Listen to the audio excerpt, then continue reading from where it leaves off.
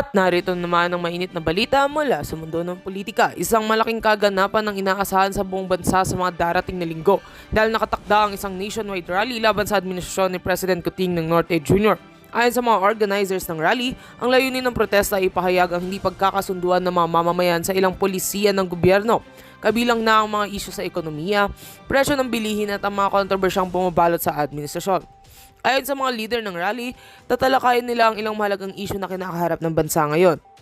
Kabilang dito, ang patuloy na pagtaas ng presyo ng mga pangunahing bilihin, ang kakulangan sa mga serbisyong pangkalusugan at ang mabagal na pag-usad ng mga proyekto para sa mahihirap. Ayon sa mga nag-oorganisa ng rally, ang mga isyong ito ay nagpapakita ng kahinaan ng administrasyon ni PBBM. Kaya't panahon na raw upang magkaisa ang mga mamamayan at ipakita ang kanilang oposisyon. Samantala, ilang mga kilalang personalidad at political groups ang nagsabi na handa na ang kanilang mga pwersa para sa malawakang rally na isasagawa sa mga pangunahing syudad ng bansa. Ayon sa mga organizers, ang rally ay magsisilbing isang pagpapakita ng lakas ng mga mamamayan na hindi kontento sa pamamahala ng kasalukuyang administrasyon. Inaasahan din ang malaking partisipasyon mula sa mga sektor ng manggagawa, estudyante at mga organisasyong pangkalikasan na nagsasabing wala ng ibang opsyon kundi ang maglungsad ng mga protesta upang iparating ang kanilang mga hinaing. Kaugnay nito, may mga espekulasyon na nagsasabing malaki ang posibilidad na mawala ng suporta si President Marcos at ang kanyang administrasyon bago matapos ang taon. Ayon sa ilang eksperto, kung magpapatuloy ang hindi pagkakasunduan ng mga tao at mga isyu sa administrasyon, maaaring dumaan tayo sa isang political crisis na magre-resulta sa pagbaba ng popularidad ni PBBM. May mga nagbabalak na magsagawa ng mga hakbang upang pabagsakin ang administrasyon na tila magbibigay ng pagkakataon sa ibang liderato sa bansa. Isang katanungan na patuloy ang pinag-uusapan ngayon ay ang posibleng pagtakbo ni Vice President Sara Duterte sa pagkapresidente sa darating na eleksyon. Marami ang nagmamasid sa mga galaw na mabisi presidente at may mga haka-hakang nagiging malakas ang kanyang posisyon sa darating na halalan. Kung ang mga protesta laban kay PBBM ay magpapatuloy at magdulot ng mas malalaking isyu sa administrasyon, maaari nga kayong maging susunod na presidente si VP Sara. Huwag kalimutan na mga aksyon ng kanyang grupo ay isa sa mga pinakamainit na usapin sa ngayon sa politika. Bagamat tila isang malupit na laban sa politika ang makikita sa hinaharap, hindi rin naman tatanggihan ng mga eksperto na may malalim na pag-unawa sa mga isyu ang mga taong nagsasagawa ng rally. Kung magtutulungan ng mga mamamayan upang tugunan ang mga isyu ng gobyerno, maaaring humarap tayo sa isang bagong kabanata sa politika ng bansa. Habang patuloy ang mga seryosong pagtuligsa laban sa administrasyon ni PBBM, sisikapin ng mga makatawid na liderato na makuha ang tiwala ng nakararami. At heto nga mabalita ang ating pagkakatutukan at kung bago ka pa lamang sa aking channel ay huwag kakalimutang mag-like, share and subscribe para updated ka sa aming mga bagong balita dito sa Tatak Pinas.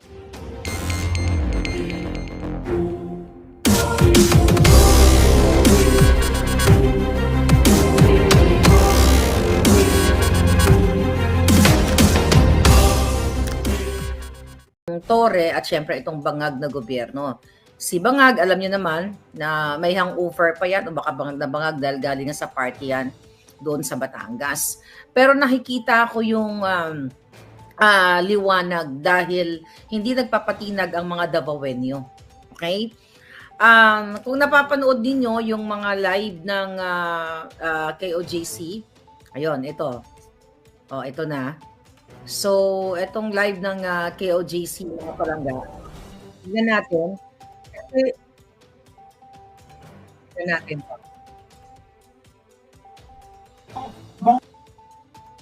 Napuputol lang sila actually. So, mukhang sinasabotahe yung kanilang, live. But, yeah. Okay, ganun pa man. Sige, dyan lang muna. Pakita natin. Okay. Napuputol-putol sila. Yan ang kasalukuyang nangyayari ngayon sa KOJC or sa Davao. Okay? So, okay, tingnan natin dito. Hanggang sa mag-go uli sila. So, pinapanood ko nga palangga kasi at the same time, nagdadasal tayo na maging payapa. Pero ang kapal ng mukha nitong mga kapulisan, maliban sa binaboy na nila yung private property, hindi lang yon, simbahan, di ba?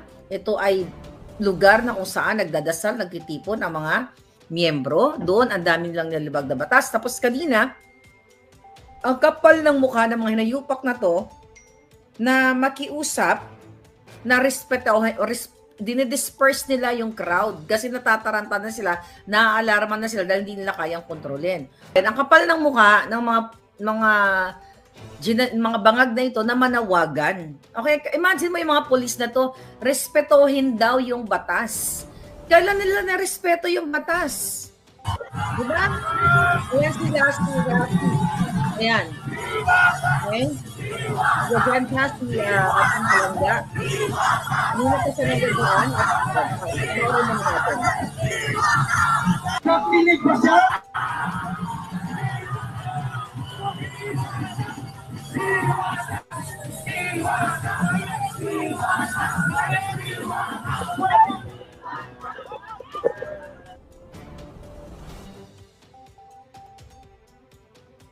Paputol-putol yung signal doon. I hope, anyway, sige. Ganyan lang muna. Hayaan mo na lang bumalik. Sana meron din dito sa Capiz, People Power. O sa ako mga kasimanwa dira sa Capiz, simulan nyo na po. Ngayon, ang kapal ng mukha na nananawagan sila, nagbait-baitan, na wag daw harangan yung daan, respetuhin daw ang batas. Ito mga putang inang ito, nirespeto nyo ba ang batas?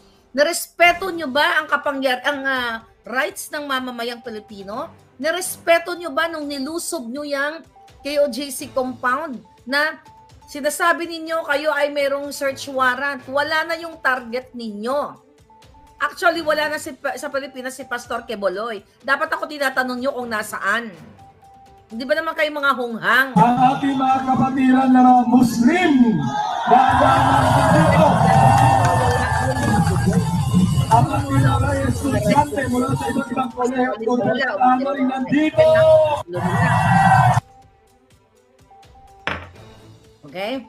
So, ayan nyo lang, at least naka-record tayo just in case kung ano man. Ang kapal ng mukha na makiusap kasi natatakot sila. Kaya sabi ko sa inyo, mas powerful ang boses natin. Yung mga KOJC, actually not only KOJC, kasi may mga palangga ako na nagme-message sa akin, mga taga Davao na pumunta lang sila doon para talagang damayan kayo. Ganito po sila ngayon makikiusap sa inyo na sasabihin, respetuhin ang batas. Kailan na respeto ni Bangag ang batas? Yung sinasabi nilang search warrant, wala na ngayong subject. Wala yung subject doon. Bakit hindi pa nilisan yung premises, yung property? Yung dinadasalan. Di ba? Tapos ngayon makiusap, huwag daw harangan ang daan. Nakaka-istorbo daw sa mga Pilipino. Ang mga putang ina, alam pa ang sinasabing respeto, huwag harangan ang daan. Yung namatay, may ilan ang namatay, ilan ang nasugatan, ilan ang nasaktan, ilan ang inatake sa puso. Nirespeto niyo bang mga hinayupak kayo? Hanggang ngayon si Bangag hindi nagsasalita, nagkakagulo na, nang aabuso na ang mga jutang ginemes, itong si Torrerista na ito. Nang-aabuso na, yung Bangag yung gobyerno, si Liza Tanas habang nagkikipag-tsaka ng mga putang ina doon sa party kagabi, habang nilulusay ang pera ng bayan. Naiintindihan nyo ngayon? Nagsasalta kayo ngayon na irespeto ang batas? Kailan nyo na respeto ang batas? Sa kidnapping na kaso ni Liza, sa smuggling sa Pulboronic, at itong pagigipit nyo, kailan nyo na-respeto ang batas? Tapos nakikiusap kayo na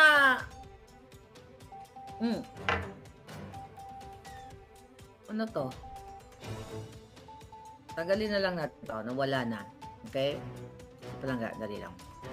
Nawala na. Anyway, so, nawawala yung signal nila. So, nakikiusap sila na irespeto daw ang mga hinayupak na ito at nakaharang daw sa daan. Really? Respetohin? Alam nyo ngayon, makiusap kayo sa salitang respeto at kayo sumusunod sa batas. Sinasabi nyo, dyan sa Davao, dyan sa KOJC, kailan nyo na-respeto ang batas? Kailan nyo na-respeto the moment na nilusob ninyo, tinake over ninyo ang property, private property, simbahan, eskwelahan, na wala yung target na hinahanap ninyong mga ulupong kayo. Tapos pakikiusap kayo, wag po kayo patitinag dyan sa Davao. Okay? Napakatapang ng ating mga kabataan na KOJC na total, sinagad yun na sila. Hanggang sa kamatayan o hanggang sa huling sandali ng buhay nila, ilalaban nila. At wag po kayo matakot dahil mas nakikita ko na yung mga pulis doon, hindi lahat doon masama. Ang masama lang yung general at ang mga ilan doon. Okay? Hindi yun lahat masama. May mga pamilya kayo. Naririnig nyo ako. Naririnig nyo kaming lahat. Mga hayop kayo. Kung talagang nasa tama kayong pag-iisip, hindi kayo bangag, hindi kayo susunod sa mali. Hindi nyo susundin ang mali. Tapos ngayon, dahil dumadami na ang tao sa Davao, pumunta na po kayo lahat. Dahil hindi kayo kaya ng mga yan. Basta peaceful lang tayo. Nakita niyo mga KOJC, sumasayaw sila. Sumasayaw, nagkakantahan, nag-cheer, ganyan. Na-meet ko sila dito. They're peace-loving people. Actually, yung hinar kong photographer, the other day ay nag-contact sa akin. Tinatanong yung mga grupo na yun kung sino daw ba, ano daw ba ang mga pangalan kasi na-amaze sila. Okay, na-amaze yung actually yung photographer, I don't know, maybe i-hire niya yung mga kabataan na nagpe-perform. Sabi niya, they're amazing, they're nice people, can I get their information? Kaya binigay ko kay Mark. So anyway, mga palangga, hindi ito usapin ng kahit anong political color, usapin ito ng panggigipit sa bawat Pilipino. Usapin ito ng mga binaha ni nung nakaraan. Okay? Karina, usapin ito ng mga biktimang Pilipino na naghihirap ngayon, na nagugutom ngayon. Nakita niyo po, harap-harapan nilang nilusob ang KOJC. Kahit hindi ka KOJC, hindi ako KOJC. Ikaw ay Pilipino. Gusto mo matuwa ka na ginaganito ang Kayong mga taga-INC na mga kaibigan ko, natutuwa ba kayo? Gusto nyo pag ginawa to sa inyo? Syempre mananawagan kayo sa aming mga Pilipino, tutulong kami. Kayong mga born-again Christian o whoever you are, kayong mga Muslim brothers and sisters, di ba pag nanawagan kayo, kaya tayo nagkakaroon ng unity, Muslim o Kristiyano, di ba? Nandito kami nagvo-voice out sa'yo. Kasi this is not about religion. This is not about political color. This is about your rights. This is about pang-aapi ng bangag. Tapos magsasalita sila ngayon na irespeto ang batas. Kailan nirespeto ng mga kapulisan dyan sa Davao ang batas? Dahil yung search warrant na yan, hindi yan siniserve ng maninirahan kayo dyan at magdumi kayo dyan, manggulo kayo sa loob ng property. Wala na yung sinesearch ninyo. Wala na yung gusto nyo arestuhin.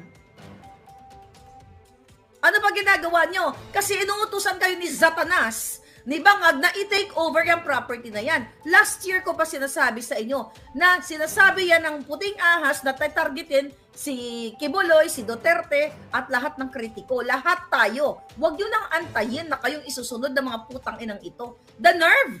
The heck na magsalita na irespeto ang batas? Sino nagsasalita doon? Alam nyo ba anong pinagsasabi ninyo?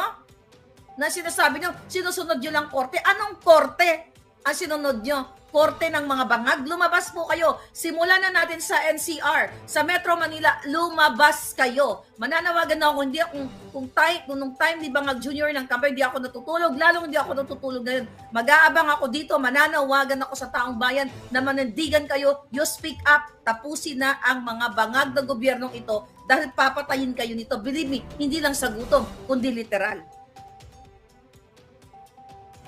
Tulungan natin. Mga OFW, kung kayo ay, sabi ko nga sa inyo kung nung nakaraang araw, yung inyong mga kamag-anak, mga kaibigan, padala ninyo ng pera, di ba? Padala ninyo ng pera, pang masay, pang tubig. If they're really fighting for their rights, fighting for the truth, fighting for their country, fighting for their future. Magtutulong-tulong tayo. Wala tayong wala tayong nakaw galing sa smuggling. Wala tayong 3 billion pesos every month na nakukuha katulad ni Lisa Tanas, ni Bangag, ni Tambahudas, ni Tambaloslos, lahat sila dyan sa Bureau of Customs. Wala tayong perang ninanakaw sa Department of Agriculture. Wala tayong perang napapanalunan ng loan better sa PCSO. Wala tayong 800 or 900 billion. Okay? Na pondo. Okay? Na dinownload sa unprogrammed funds na ninanakaw ng mga buwaka ng ina. Wala tayong pondo, you know that already. Pero dahil sa ating tulong-tulong, tapusin na natin itong mga hayop na to. Wala silang puwang dyan sa gobyernong yan dahil lahat sila ay bangag. Imagine niyo like 45, maybe more than that. 45% or more than 50% ang mga nakapwesto ay mga bangag. Mga hayop na to.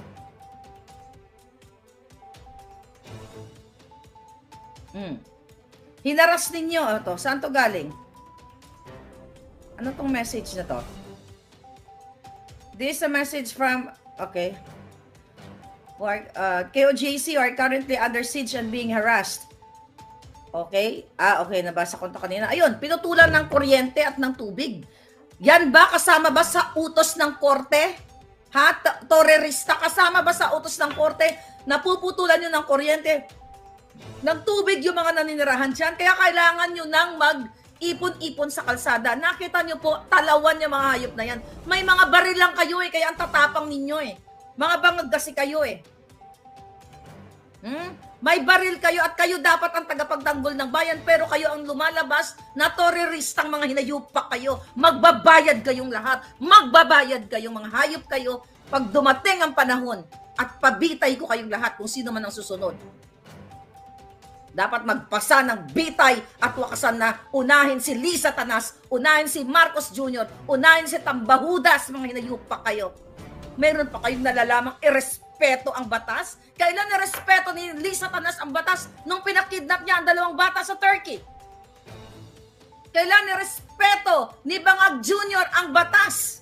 Okay? Habang siya ay sumisinghot ng polboron, habang siya ay authenticated bangag, kailan niya nirespeto? Kaya siya galit na galit dahil huling-huli siya ng forensic expert dito sa Amerika na siya ay bangag. Kaya gusto nyo ngayong gurgurin ang mga kritiko, ang mga naninindigan katulad ng KOJC, katulad ninyo mga palangga. Yan ba? Tapos ngayon sasabihin na irespeto, sinusunod nila ang korte. Anong korte? Anong korte sinusunod ng mga hayop na to? Korte ng mga sindikato? Korte ng mga bangag? Gusto nilang i-disperse yung mga Davaoenyo doon? And I know the Dutertes, you know what's going on and you do the best thing para sa inyong bayan. Nationwide people power na, sabi ng mga kababayan. Paalisin nyo na tong hayop na ito bago pa kayo magkandamatay lahat. Gugurgurin kayo nito. Ayan si Kati Binag, number 1 na buhay na nagsasalita na inalok siya ni Lisa Tanas ng droga o ng pulburon. At si Kuting Jr. tumutulo ang dugo o lahat. Kitang-kita nyo naman nung araw ng kagitingan. Si Bangag Jr., di ba? Nandito yung white powdery. Binigyan pa siya ng PSG. Itong putangin ng PSG. Nakita niya na ang kanyang boss ay pulburonic. Deadma pa rin kasi nasungal-ngala ng pera ang mga bunganga ng mga buwaka ng inang yan. You have to act now or never. Kasi kung hindi kayo magkikilos ngayon, walang mangyayari sa Pilipinas. Bababuyin kayo. Ipagtanggol nyo ang inyong lupang sinilangan. Lumabas na kayo dyan. Kung noon ay lumabas kayo nung campaign ni Bangag, binupuno ninyo yung mga kalsada, ako, tumulong ako, nagbigay ako ng mga lahat naman tayo, para maipanalo si Bangag Jr. Ngayon, yung grupo ko, kami lahat dito ng mga palangga, tutulong para maipanalo uli natin ang boses ng taong bayan. Kahit man lang tubig, tinapay, lahat gagawin namin. Utusan nyo ang inyong mga kamag-anak na sukang-suka na sa bangag na ito. Padala kayo, 5,000, 10,000, mag-gather sila. Simulan natin mamayang madaling araw o bukas ng umaga. Total, ito ginagawa ng mga hayop Like a thief in the night. Anong ginagawa nila? Madaling araw sila lumulusob sa KOJC. Pinagigibanin nyo ang property mga hayop kayo? Wala na si Pastor Kibuloy. At yung ikaw, Tambalusos, akala mo hindi ko alam. Alam ko na kung sino ang nagbayad sa'yo ng 10 million. Okay? Alam ko sino nagbigay sa inyo ng 10 million para sa ulo ni Pastor Kibuloy. Mananagot kayong lahat ng mga hayop kayo. Tapusin nyo na yan, taong bayan. Nagagis ng tear gas. Ayun yung ginagawa nila. Nanguhuli, sila, di ba? Tingnan naman natin, baka nagkakagulo na, hindi natin alam. Basta maging payapa lang po kayo. Tama yung ginagawa ninyo. Wala na si Rasi, baka nalobat na. Okay? Ayan. Dali, tingnan natin. Start na. Okay? Tingnan natin kung ano ginagawa. Tingnan natin kung ano update. Nagagis sila ng tear gas. Tignan mo mga putang ina, naghahagis na ng tear gas.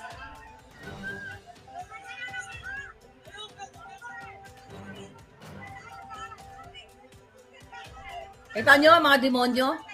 People power na. Labas na po kayo lahat. Ayan, no?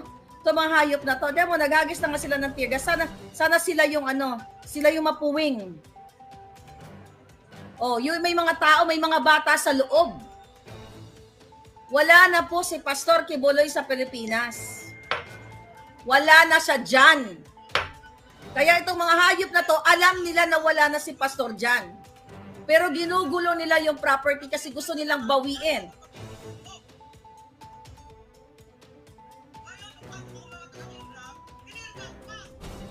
Ayan, tinirgas nila. You have to get out, mga kababayan. Yan, oh, walang ginagawa si Marcos Jr. May presidente ba na nakikita niya yung kanyang mga anak, yung kanyang mga nasasakupan ay nagkakagulo? Pero paano siya makikialam? Siya ang nag-utos niyan para magkagulo.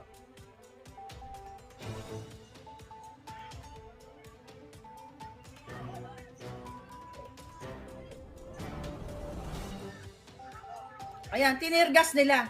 Ganito ba? Ito ba? Ito ba ang sumusunod sa batas? Ha? Pag-aaresto sila ng isang tao, bakit nandyan sila? Nagka-camping sila. Ha? Maputain to. Bakit kung sumusunod sila sa batas, walang ginagawa ang bangag na gobyerno, kaya tanggalin nyo na siya. Tanggalin nyo na mga hayop na yan dahil inuubos ang pera ninyo. Yung baha lang. Walang ginagawa ang Senado, walang ginagawa ang Kongreso. Anong ginawa doon? 1 billion a month. We're talking about just flood control pa lang. Wala kayong kakampi, kaya dapat kayong kumilos. Walang gusto mag-imbestiga doon sa 1 billion a month. Nasaan? Nilamo na mga buwakan ng ina? Oh, tapos ito, ang pinagkakabalahan nila, ang KOJC, na nananahimik, nagdadasal, nag-aaral ang mga bata, namumuhay sila ng tama. Ito mga hayop na to, may banggaan na naman daw dyan sa South China Sea. Bakit hindi ipadala to mga hayop na to? Total, ang tatapang, gusto lang ng bang-bang-bang. Ba't hindi ito padala to mga gagong to? Ayan o, mga putang ina talaga to. Alam mo, minsan sabi ko nga, kailangan lang mangyari. Ito pa mananagot to eh. Kaya kung magkaroon na ng military junta o whatever, dapat yung susunod, bitayin nyo to mga buwaka ng inang ito. Dapat ito legally magbitay ito mga putang inang ito para wala ng pamarisan, lahat ng kawatan, bitayin nyo na para magkaroon kayo ng better Philippines. Kasi pag nakatakas to mga hayop na to, then paulit-ulit lang ang buhay ng Pilipinas. Pag ito ginurbor nyo sa pamamagitan, okay, ng legal na pamamaraan, matatapos to lahat ang kahirapan ng Pilipinas. Pag ginurbor nyo si Bangag, si Tambalusos, lahat ng nagnakaw, lahat ng smuggler, lahat ng kidnapper, lahat ng pulboronic, matatapos lahat ang mga yan.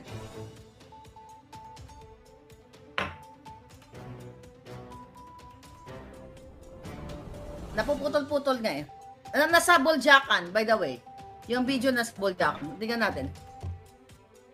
Nawawala-wala eh. Okay? Tingnan natin. Nawawala-wala sila mga palangga. Tingnan natin. So far, tingnan natin. Kawawa mga tao sa Davao, tinitirgas na yung mga tao.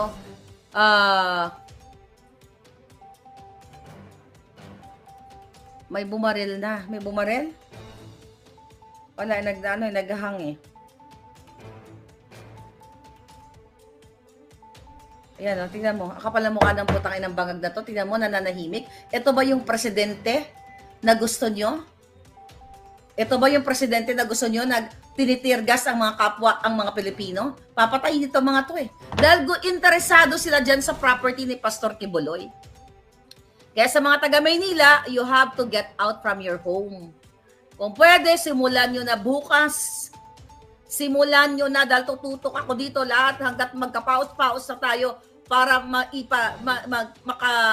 maabot ang ating mga boses dahil wala kayong kakampi dahil ang media ay tahimik, tinitwist pa nila ang information.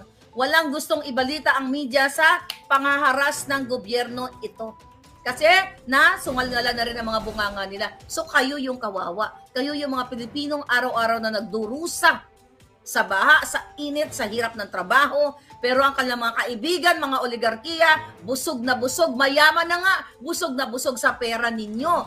Kung kolekta ng taxes sa inyo, lamon sila ng lamon, transport ng pera sa kanilang mga offshore accounts. Tapos kayo ay tahimik lang, chill lang sa kahirapan. So sabi ko nga, kung gusto nyo tapusin ang kahirapang ito, you have to get out now. Dumadami na po ang tao sa Davao City. Ay, sa Davao, doon sa Davao. Ayan. So gugurgurin, huwag kayong pumayag. Nagugurgur yung ating nagugurgur yung ating ano. So, may mga taga Davao ba dito? Demonyo to mga to. Ba't minsan ba kailangan mangyari to mga to?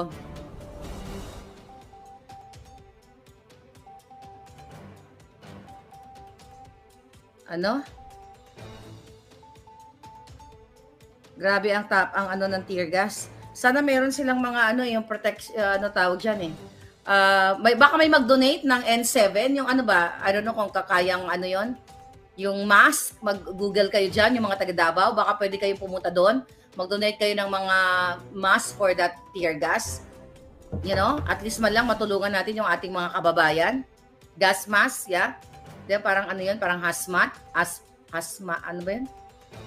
Hazmat ba tawag doon? O mag-donate kayo, tulungan ninyo mga kababayan natin doon. Kawawa naman sila, bidababoy ng putang inang bangag na ito. Nakakagalit talaga palangga. Pero kailangan nating, ayan, ang kapal na mukha. Alam mo, mapapagod din yung mga pulis na yan. Nakita ninyo, nakahilata sila doon.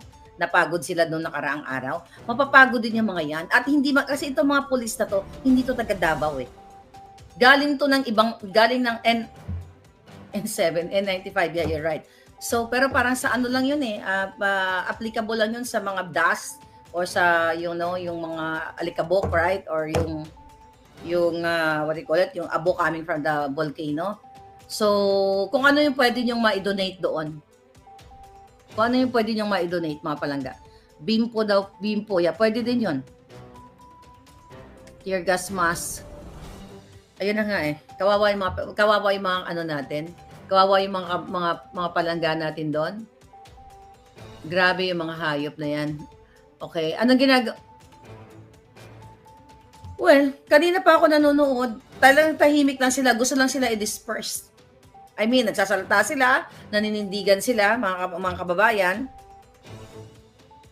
Asan yung mga retired generals daw? Pupunta daw doon ng mga retired generals.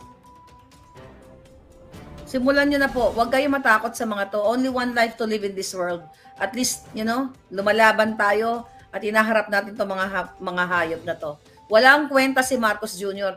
Habang pong naghihirap ang ating mga kababayan doon, sila naman ay nagbabangag ng pulburon. Kita nyo? Gusto nyo bang manatili yung ganyang klase? Habang ang mga kababayan natin ay hirap na hirap at tinitirgas ng mga ulupong, si Marcos ay tumitira ng pulburon. People power na, laban Davao. Damihan nyo pa, ayan, mukhang dumadami na yung mga tao. Huwag po kayo matakot. Alam ko na sa panig natin ng katotohanan, sa panig natin ng Diyos, marami ng mga nag-succeed, okay, na revolusyon. Okay? Ang dami nang nag-succeed, di ba? Itong lately lang sa Bangladesh, di ba? Oh. Basta peace lang. Itong mga pulis na to, hindi to lahat masama. Nasa na nga pala yung AFP? Nasaan na kayo to protect and serve the people? Di ba yun yung mandato nyo? Puro kayo ganyan. Pag nag-speech kayo para sa kapakanan, di ba pag nag-speech sila, pag may mga okasyon, araw ng kagitingan, dapat tayo ay maging bayani sa ating sariling bayan. Huwag tayong taksil. Pero ano ginagawa ninyo? Tahimik ko kayo eh. Asan yung mga balls ninyo? Para ba kayo sa Pilipino? Para ba kayo sa bayan? O para kayo sa bayan? Nasaan kayo? Armed Forces of the Philippines, nasaan kayo? Wala nang kwentang ang Pilipinas kung hindi kayo naninindigan sa tama. Kayong mga AFP na kinasabwat ni Lisa Tanas para mangidnap, nasaan kayo? Alam nyo na si Lisa ay kidnapper. Alam nyo, si Marcos Jr. ay polboronic, authenticated polboronic. Asan kayo? Mabuti pang wala na lang gobyerno kung ganyan kayo. Kubra kayo ng kubra ng tax, enjoy kayo ng enjoy, pinababayaan nyo itong mga taong bayan. Okay. Patrolman de la Cruz and Staff Sergeant Christian Rojas, irerekomenda ko na kayo'y paparusahan. That I can assure you. Dahil lumilitaw na selective kayo. Pag mayaman, lusot. Pag mahirap, kulong. Ba't ganon? Dapat the law applies to everybody. Sigurado ako kung yun ay nakamotorsiklo, security guard, o sabihin natin delivery driver. Kulong na yun. Diba? Kulong na yun. Kunyari, family driver, nagdadrive niya sa busway lasing, dumating kayo, sigurado ako kulong yun. I'm sure. Hindi ako papayag under my watch na yung under sa committee ko